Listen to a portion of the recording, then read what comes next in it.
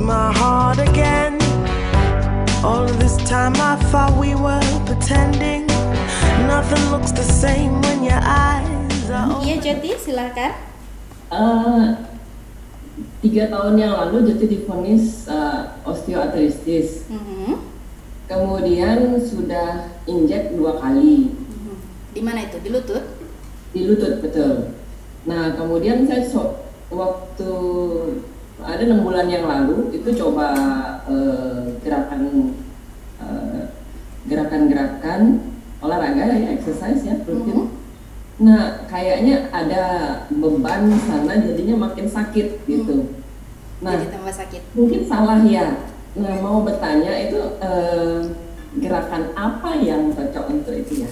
Iya, oke. Terima kasih. Bagus sekali. Jadi sangat sesuai dengan yang mau saya jelaskan. Jadi seperti tadi sempat saya singgung bahwa fascia ini merupakan sebuah kontainer bagi rongga termasuk persendian gitu ya.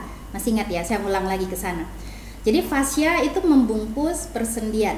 Dan kalau saya balikan lagi gambarnya,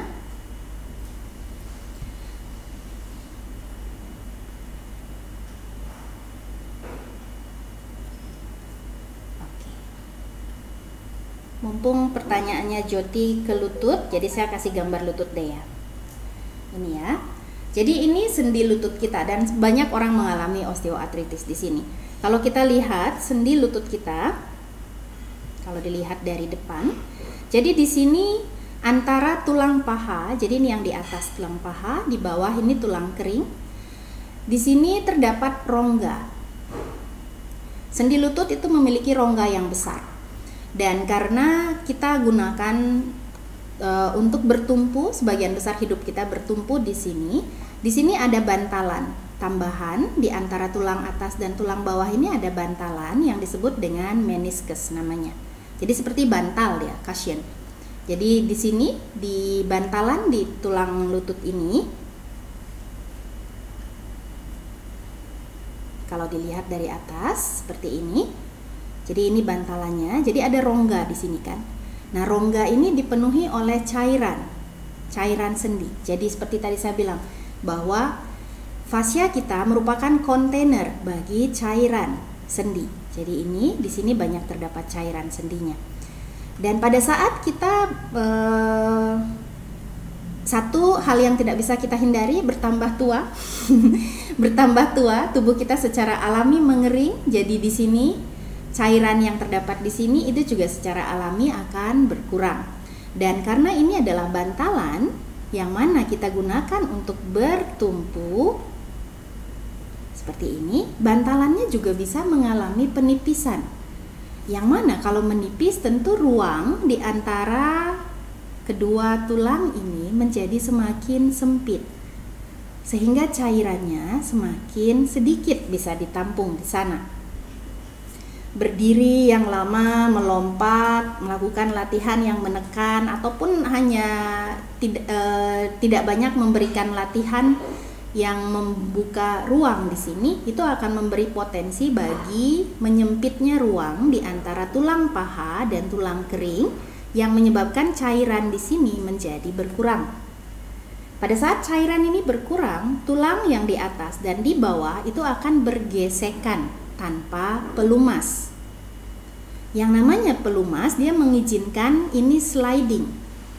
Sehingga pada saat kita menggerakkan, kita tidak merasa sakit. Pada saat tidak ada cairan, tulang ini tidak sliding lagi tetapi bergesekan, yang mana akan menimbulkan peradangan di sini. Jadi peradangan itu disebut dengan artritis. Jadi osteoartritis, peradangan pada tulang itu biasanya diakibatkan oleh berkurangnya cairan pada persendian akibat berkurangnya ruang atau rongga pada persendian kita, yang mana ruang ini tidak mampu diisi oleh cairan. Oke. Sampai di situ bisa diikuti? Jadi artritis itu bisa terjadi dimanapun di dalam persendian kita. Jadi pada saat kita melakukan aktivitas yang menekan, kan kita hidup saja beban hidup menekan kita kan. Jadi gravitasi kan menarik badan kita sepenuhnya ke bawah kan. Jadi pada saat kita melakukan misalnya saya berdiri atau melompat, tekanan pada lutut itu akan lebih besar. Otomatis pada saat kita melakukan lakukan aktivitas, gesekan-gesekan pada lutut itu akan terjadi dengan intens. Berarti kan kalau kita mengalami osteoartritis, kita mengalami pengeringan pada persendian, itu kan logikanya. Jadi supaya cairan ini membantu sliding, kan tubuh kita perlu memproduksi kembali kan. Seperti tadi Jyoti bilang, sudah diinjek. Jadi cairan itu karena tubuhnya tidak memproduksi cairan itu disuntikkan dari luar. Jadi pada saat disuntikkan cairan itu memberikan pelumas bagi persendiannya. Sehingga pada saat kita melakukan gerakan, dia bisa sliding lagi, nggak bergesekan. Clear?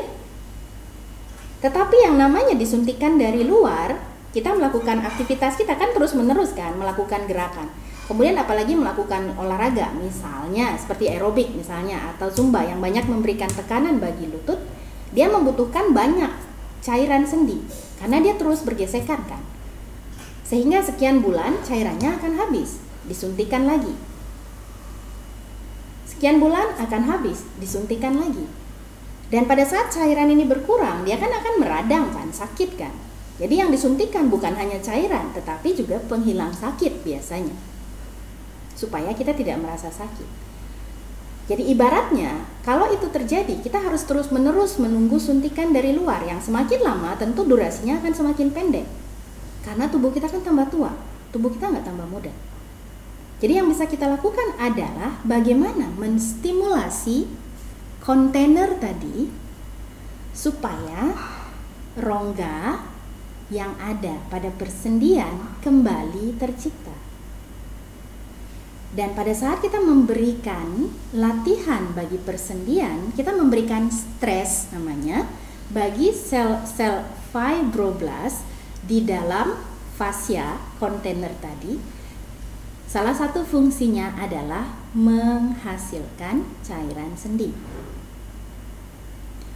Jadi cairan sendi apakah bisa diproduksi kembali? Bisa. Dengan cara memberikan stres bagi sel-sel yang menghasilkan cairan sendi. Sampai di situ clear? Clear.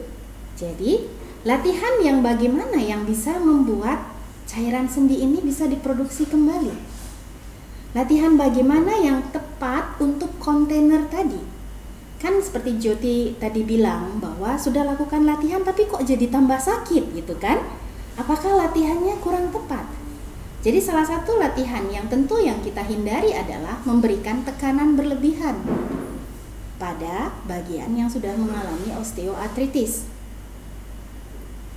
Yang kedua, tentu kita ingin supaya di situ fascia kontainer yang membungkus joint kapsul namanya, kapsul persendian kita bisa mendapatkan stres yang cukup.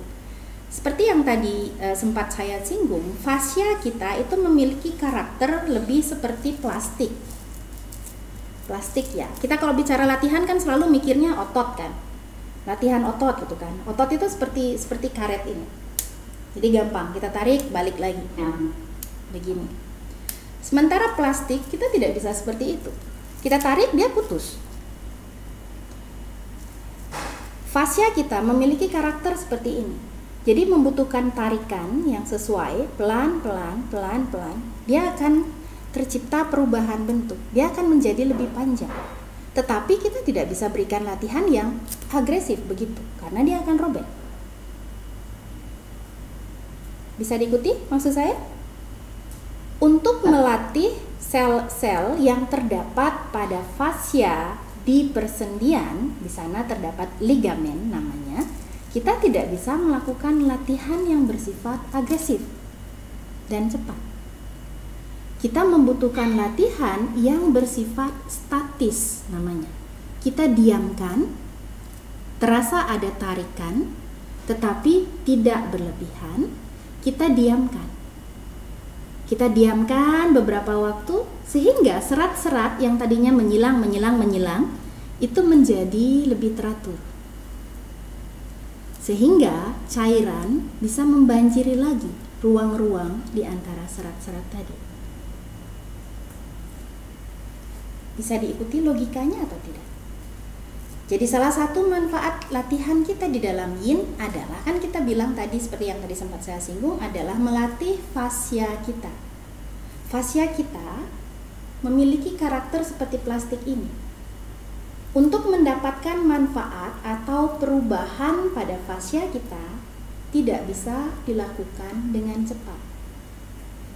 Butuh diam pada batas yang sesuai dan ditahan. Jadi dalam kasus osteoartritis, di situ dibutuhkan latihan yang meregangkan tetapi bersifat statis. Dimanapun di dalam tubuh. Kalau terjadinya di lutut, artinya kita butuh meregangkan sendi lutut sehingga ruang di antara kedua tulang tadi bisa tercipta kembali. Yang mana hal ini akan memberikan ruang bagi persendian untuk dibanjiri kembali oleh cairan, sehingga kita tidak mengandalkan suntikan dari luar. Begitu. Latihan bersimpuh itu akan membantu meregangkan sendi lutut, kemudian berbaring dengan posisi kaki berlutut, Vajrasana, Supta Vajrasana atau saddle pose di yin. Itu akan membantu memanjangkan, jadi sampai di mana batasnya, di situ kita berhenti.